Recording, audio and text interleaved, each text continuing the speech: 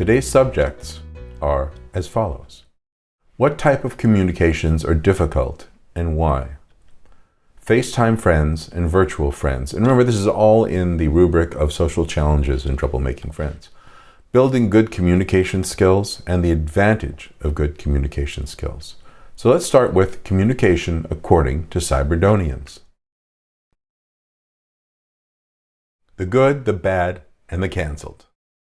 The good, according to Cydonians, anything I can do on my devices. The bad, according to Cydonians, anything Cydonians like to do. The cancelled, emails, phone calls, and face-to-face, cancelled. So, what type of communications are difficult and why? The history of Cydonian communication. It's not that long a history, but it's a real history. And for them, it starts with life in cyberspace. Young adults who have grown up in cyberspace have an entirely different tribal culture. It's a virtual tribe. This tribe can be every bit as real to them as a real-life tribe. You got the people that you seek out and spend time with. You got the ones you pass time with. You have the others you politely acknowledge and move on, and you have the ones that you avoid. Kind of the same as real life, right? One's communication in cyberspace are ethereal. They are there 1 minute and they are gone forever, allowing you to say anything and then it doesn't count anymore. Communication is therefore ethereal and contractual. Hey, want to join me in an MMORPG?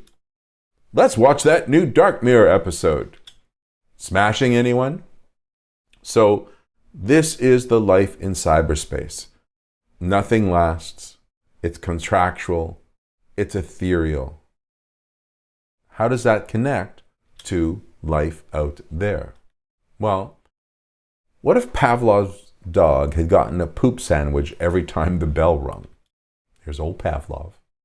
If every live talk, every phone call, every email and text were basically poop, how have we conditioned them to feel about real-world communication?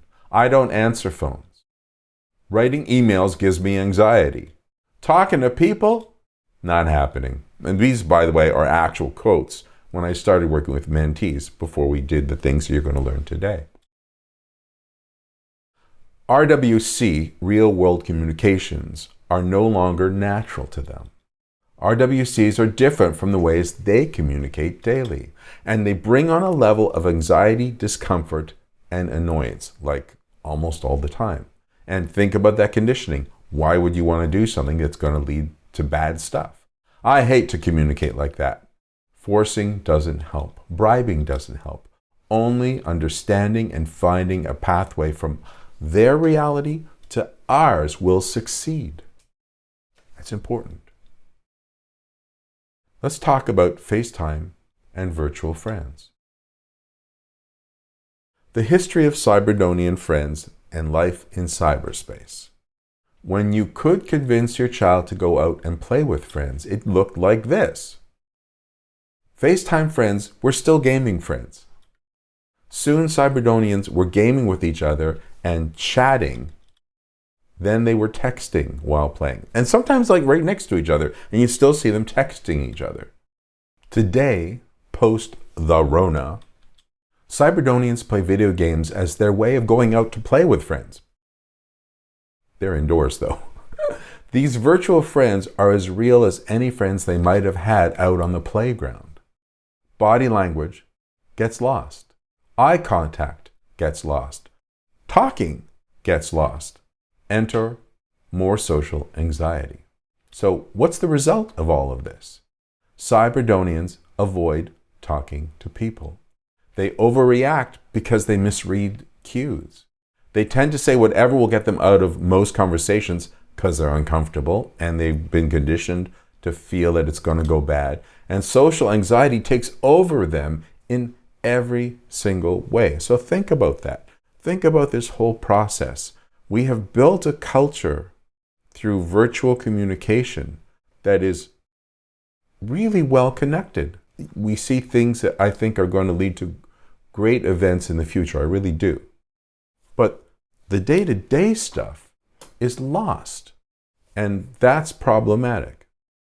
And so all of these things that we feel are important and are important face to face are lost. The parents don't see this. So the question is, how do most Cydonians perceive these actions without understanding the patterns? They never tell us what's going on. They're always angry for no reason. You can't believe a word they say, and they're stuck in their anxiety. So then, how do most Cydonians try to help with this mindset? We do everything we can for them. Consequences when they start to shout or break things. Call them out on their constant lying. We have to protect them from everything. Well, now you're going to be thinking as mentors. And here's the thought. As mentors, we must remember only understanding and finding a pathway from their reality to ours will bring success. Let me repeat that. Only understanding and finding a pathway from their reality, because it's to them just as real as anything else, to ours will bring success. And that's what you're going to learn today. So let's look at building good communication skills.